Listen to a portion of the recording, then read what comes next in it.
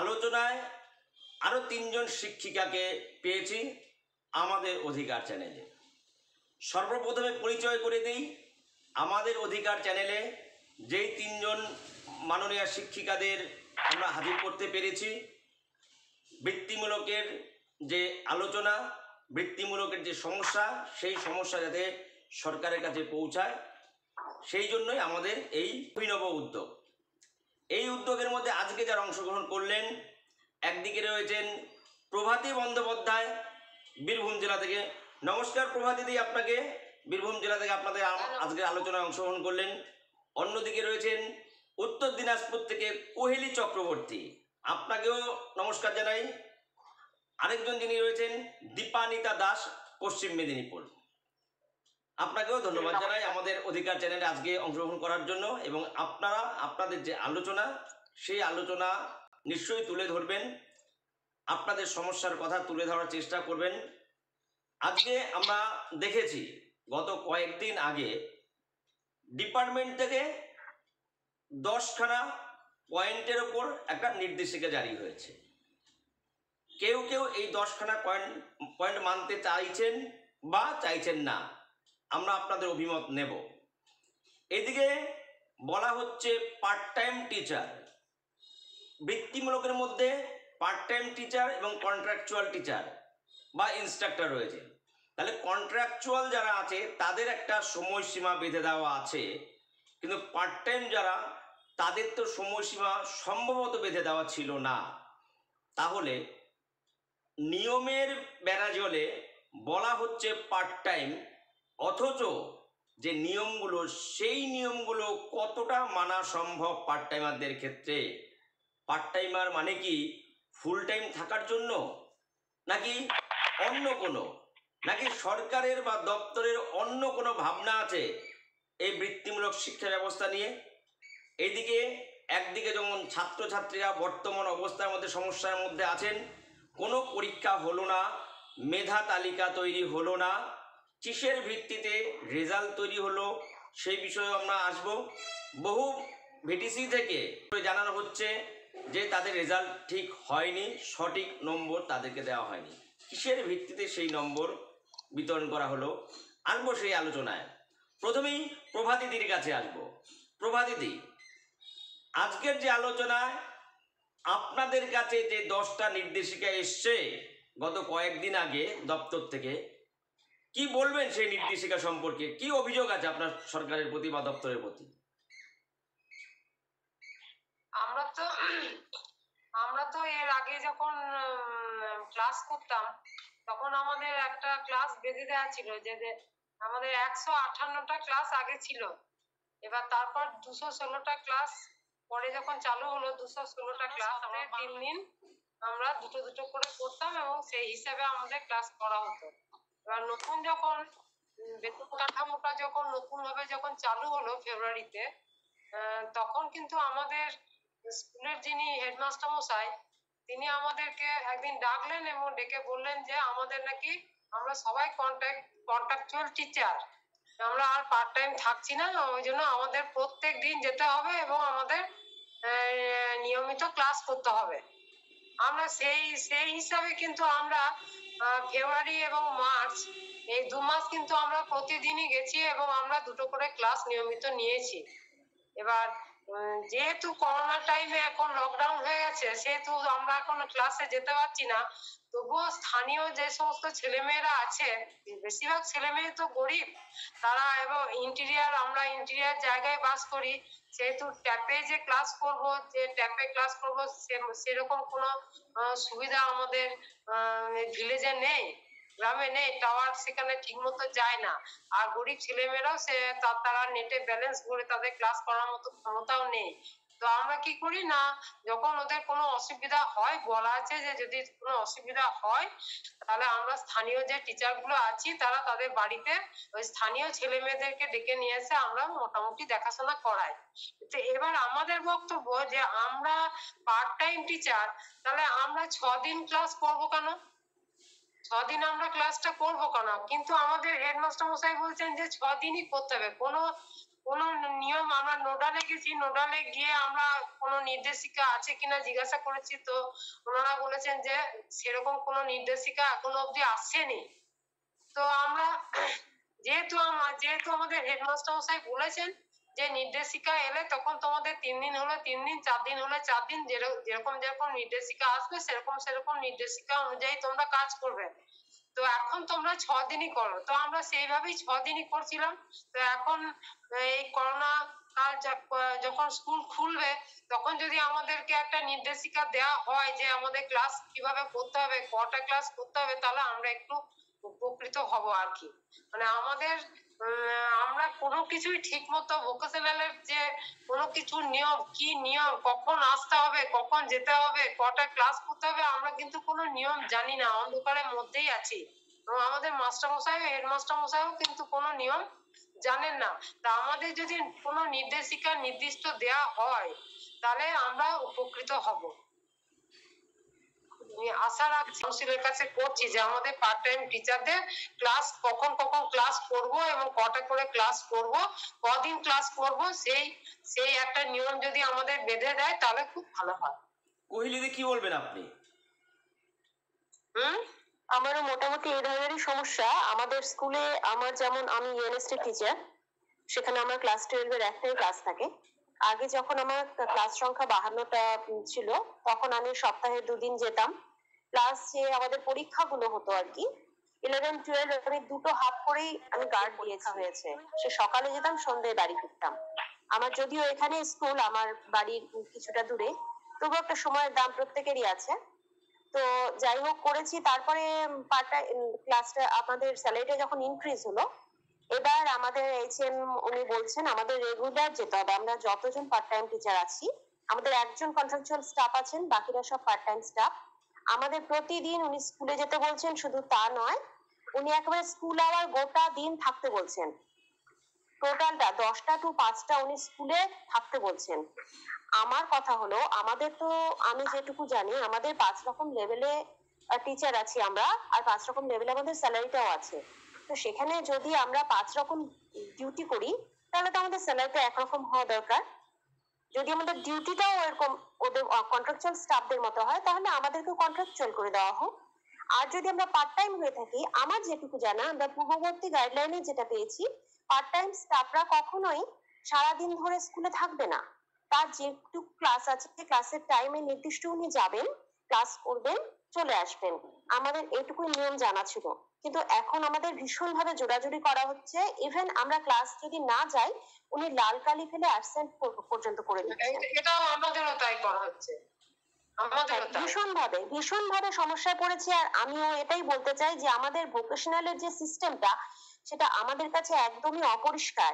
আমরা এটা ক্লিয়ার করতে চাই যে as a part time teacher আমরা ঠিক, আমি যেমন নিজের কথাই বলি, এক্সাম্পল, আমি যে একজন ইউএনএসটি টিচার, আমার 11 এর ক্লাস নেই, আমার শুধু জাস্ট ক্লাস 12 এর ক্লাস। তাহলে আমি কটা ক্লাস করব আর আমাকে সপ্তাহে কদিন যেতে হবে, আমাকে স্কুলে কতক্ষণ থাকতে হবে, এই বিষয়টা আমি ক্লিয়ার করতে চাই, ক্লিয়ার হতে চাই এই বিষয়টা সম্পর্কে। একজন কন্ট্রাকচুয়াল স্টাফ যতক্ষণ স্কুলে দেবে, উনি তো রেগুলার আসবেন, ওনার তো তাই ডিউটি। বাট আমি তো পার্ট টাইম স্টাফ, আমি কেন স্কুলে যাব, কেন আমি সারা দিন স্কুলকে দেব? ইভেন আমাদেরকে এটাও বলা হয়েছে পার্ট টাইম স্টাফরা অন্য কোথাও অন্য কোনো কাজে এনগেজও থাকতে পারবেন না। এটা কি হয়? আজকে একটা সাধারণ কথা বলি, আমাদের যে স্যালারি দেওয়া হচ্ছে তাতে করে আমাদের কি ওই কাজটাই শুধুমাত্র করলে কি সম্ভব? সেটা আমরা কি চলতে পারবো? স্যালারিটা ইনক্রিজ হয়েছে, এটা খুব ভালো কথা। সুদূর ভবিষ্যতে আরো ইনক্রিজ হোক, এটাও আশা আমরা রাখছি। কিন্তু তার মানে তো এটা নয় যে আমি সাইডে কোনো কাজ করতে পারবো না। উনি মানে রেস্ট্রিক্টেড বলে দিচ্ছেন আমাদেরকে যে আমরা সাইডে আদার্স কোনো কাজই করতে পারবো না, ইভেন টিউশনও পড়াতে পারবো না, এইরকমও কথা বলে দিচ্ছেন। এই বিষয়গুলোকে যদি একটু দৃষ্টি নিক্ষেপ করা হয়, এত জোরাজুরি পার্ট টাইম স্টাফদের ওপরে, এবার চাকরি করতেও হবে, ছাড়তেও পারছি না, না পাচ্ছি গিলতে, না পাচ্ছি ফেলতে, ওই জায়গাতে থাকতে হচ্ছে। কিন্তু আমাদের বাড়িতে নানা রকম প্রবলেম, বুঝতেই পারছেন। এই যে আমি বললাম, আমি সেখানে আমার বাচ্চা নিয়ে আমাকে স্কুলে যেতে হয়েছে, আমার পক্ষে সেটা কি সম্ভব? তাহলে একটা স্যালারি যদি নির্দিষ্ট জায়গায় আসে, তাহলে আমি বাচ্চার কিছু একটা ব্যবস্থা করতে পারবো তো। এখানে তো না আমি কোনো ব্যবস্থা করতে পারছি, না আমার বাচ্চাকে আমি সময় দিতে পারছি, না তাকে আমি সুস্থ জীবন কাটাতে দিতে পারছি। ভীষণ বড় সমস্যার মধ্যে পড়েছি। আপনি যখন বললেন আমি আমার এই সমস্যাটা বললাম, আর এটা আমি আমার পার্ট টাইম বন্ধুদের সবার পক্ষ থেকেই বলছি, ওনারা যারা আছেন তাদের পক্ষ থেকেও হয়তো বলছি, প্লিজ আপনারা একটু এই বিষয়টাকে ক্লিয়ার করুন। আচ্ছা, ধন্যবাদ। দীপানিদাদি, আমাদের প্রভাতিদি নমস্কার। এবং কোহেলিদি যেই বিষয়টা বললেন নিশ্চয়ই আপনিও সেই একই মত। তবে একই মত। তবে এখন যে পার্ট টাইম শিক্ষক হিসেবে যেভাবে নিযুক্ত রেখে গেছেন বা এখনো চলছে, এই জায়গা থেকে বেরিয়ে আসার জন্য কি রকম পরিকল্পনা আপনাদের কাছে আছে বা কিভাবে ভাবছেন, কিভাবে বেরোনো যেতে পারে, কি ভাবছেন বিষয়টা আপনি? দেখুন, বেরোনো এটা তো সিস্টেমটা উপর থেকে করে দিয়েছে আমাদেরকে জবরদস্তি একটা, যেটা কোহেলিদি বললেন, প্রভাতিদিও বললেন, কোহেলিদি যেটা বললেন আমার সপ্তাহে 9টা ক্লাস ছিল, তো আমাদের যে সিস্টেমে করে দেওয়া হয়েছে একটা করে ক্লাস প্রতিদিন দিয়ে দিয়েছে। তো প্রতিদিন সেই হিসেবে আমাদেরকে প্রতিদিন আসতে হবে, আমাদেরকে একটা সিস্টেম করে দিয়েছে, প্রতিদিন একটা করে ক্লাস, একটা দুটো করে ক্লাস করে আমাদের মোটামুটি প্রতিদিনই যেতে হবে। তো যেতে হবে ওর মিডিলে একটা ক্লাস হয়তো সেকেন্ড পিরিয়ডে দিয়েছে, একটা ক্লাস সেভেন্থ পিরিয়ডে দিয়েছে। দুটো ক্লাস যদি ডেলি পার ডে দুটো করে ক্লাস হচ্ছে, কোনোদিন একটা ক্লাস দিচ্ছি, সেটার জন্য আমাদের সকাল থেকে মানে 11টা সেকেন্ড ক্লাস যদি ধরুন, সেকেন্ড ক্লাসে গেলাম একদম সেভেন্থ ক্লাসে, পুরো টাইমটাই আমাকে বসে যেতে হচ্ছে, আমি ওখান থেকে আসতে পারছি না, আমাকে ওই দুটো ক্লাসের জন্য দিয়েছে। ঠিক আছে, এবার এইভাবে আমাকে প্রতিদিন ওই 9টা ক্লাসের জন্য প্রতিদিনই আমাকে যেতে হচ্ছে। যেটা কোহেলিদির প্রবলেম, আমাদেরও সেম প্রবলেম, যে এই স্যালারিতে যদি এটা হয় আমাদেরকে কিভাবে যেতে হচ্ছে, অন্য কিছু করতে পারবো না, তো সেক্ষেত্রে এটা আমাদের জন্য প্রবলেম। যেটা জেনারেল সেকশনের যে কোয়ালিফিকেশন, আমরা সেম কোয়ালিফিকেশন আমাদের থেকেও আমরা সেই ক্যাটাগরিতে যাচ্ছি না। পার্ট টাইমার যে আমরা আছি, এবারে এখান থেকে বেরোনোর উপায়, ওনাদের সমস্যা আমাদের সমস্যা একই। আমার নতুন করে আলাদা করে কিছু বলার নেই, ওনারা যা বললেন ওই সেম প্রবলেম, আমারও সেম প্রবলেম, আমার মতো আরো অনেকের সেম প্রবলেম। তো ব্যাপারটা হচ্ছে বেরোনো যাবে কিভাবে। এবার আমরা প্রতিবাদ করছি, প্রতিবাদের ফল কতটা কিভাবে হবে এটা আমার সত্যি জানা নেই, আমি জানি না এটা সিস্টেমটা কিভাবে চেঞ্জ করা যাবে। হ্যাঁ, তো এটা নিয়ে আপনারা বলুন। এবার আমাদের সবার যেহেতু একই সমস্যা, পার্ট টাইমারদের সবার একটা কন্ট্রাকচুয়াল যা আছে, একটা ফিক্স ওদের স্যালারি করে দেওয়া আছে, হ্যাঁ ঠিক আছে, আমাদের ক্ষেত্রে খুব সমস্যা হচ্ছে, আমরা না পার্ট টাইমারদের আমাদের সিস্টেমে কিছু বুঝতে পারছি না অ্যাকচুয়ালি কি করা উচিত। প্রত্যেকটা স্কুলে বিভিন্ন আলাদা ভাবে বলছে। মিডিলে আমাদের স্কুলে যেটা হয়েছিল, আমাদের হেড টিচারও এরকম সিস্টেম করেছেন যে 11টা 6-এর মধ্যে ঢুকতে হবে সমস্ত আচ্ছা দিদি, টিচারদের। তো আমরা আমাদের অধিকার চ্যানেলের পক্ষ থেকে বৃত্তিমূলকের সঙ্গে যুক্ত যে সংগঠনগুলো আছে সেই সংগঠনগুলোর সঙ্গে আমরা যোগাযোগ করেছিলাম। যোগাযোগ করার পর বৃত্তিমূলক যৌথ মঞ্চ এবং নিখিলবঙ্গ বৃত্তিমূলক প্রশিক্ষক সমিতি তাদের যে সদস্যরা তারা কিন্তু ইতিমধ্যে প্রস্তুতি নিচ্ছেন পার্ট টাইম টিচারদের নিয়ে যে মানসিক টর্চার হচ্ছে, আপনারা বলেন টর্চারিং বলতে পারেন, তাহলে এই বিষয়টা নিয়ে কিন্তু তারা সাংগঠনিকভাবে উচ্চ আদালতের কাছে যেতে চাইছে, হয়তো খুব শিগগিরই তারা যাবে। আপনারা এই বিষয়ে কি অভিমত দেবেন? তারা কি কতটা সঠিক কাজ করছে, তারা কি, আপনারা কি সেই সংগঠনগুলোর সঙ্গে থাকবেন? প্রভাতিতে কি বলবেন আপনি?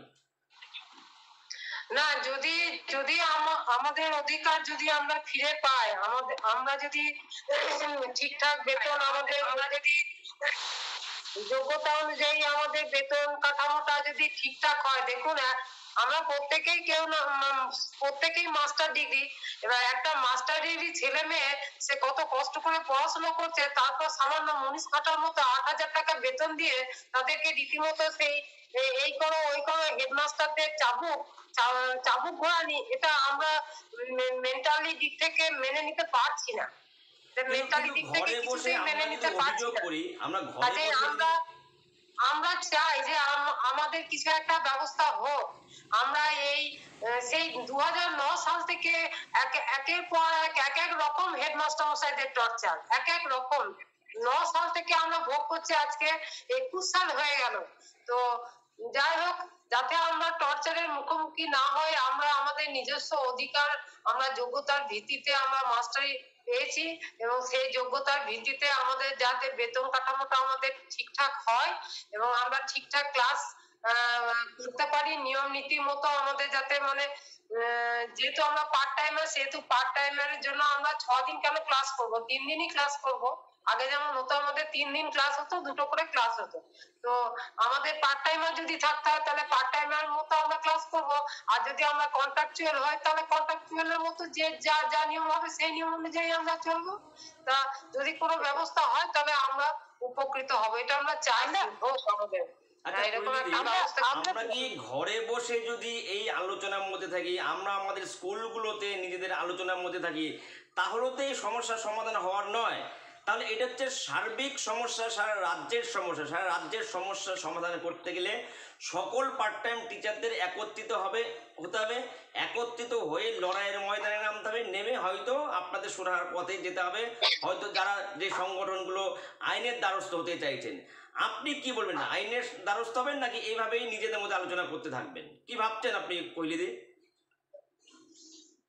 আমরা যেখানে সুবিচার পাবো সেই সেই সেই যেখানে সুবিচার পাবো সেই যে সংস্থায় হোক সেই সংস্থাতে আমরা সুবিচার পেলে সেখানেই আমরা যাব। কৈলিদি আমাদের কি বলবেন? সুবিচারটা হচ্ছে আমাদের আসল প্রাপ্য, আমাদের আসল প্রাপ্য হচ্ছে সুবিচার। আমরা সুবিচার চাই। হ্যাঁ কৈলিদি, এবার আপনি যে কি সংস্থা বলবেন?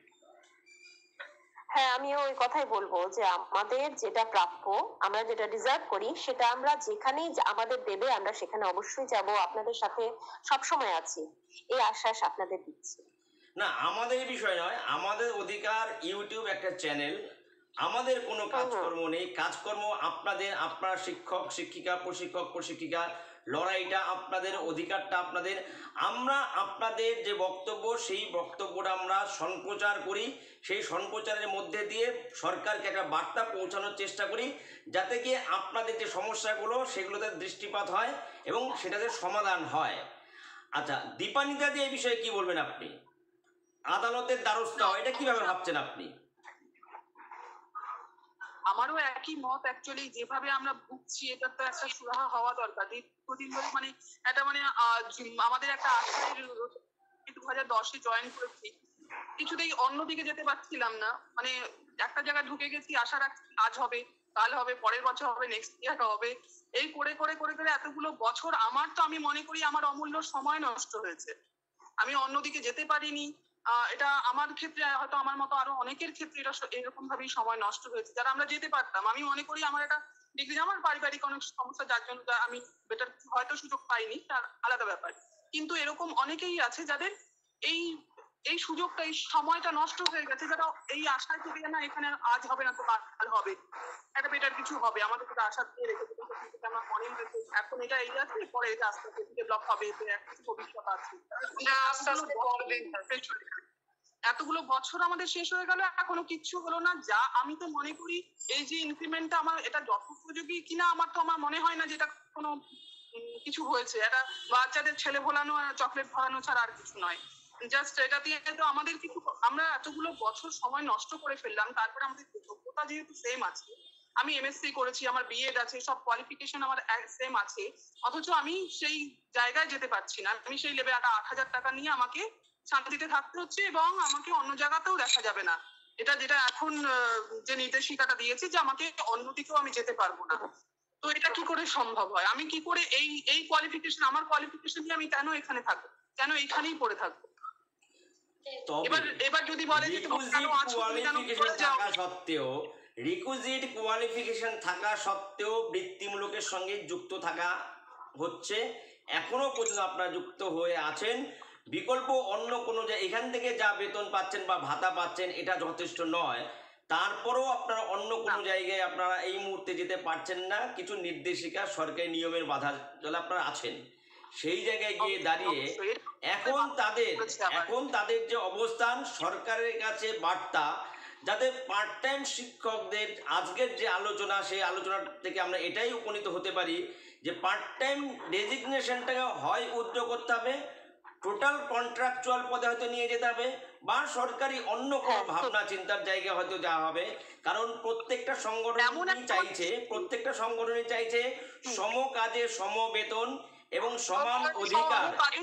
নির্দিষ্ট সময় যাবে, নির্দিষ্ট সময় আসবে, সকলেই কিন্তু এটাই চাইছেন। এটাই কিন্তু আজকের যে দিদিমণিরা, সেই দিদিমণিরা কিন্তু উল্লেখ করলেন।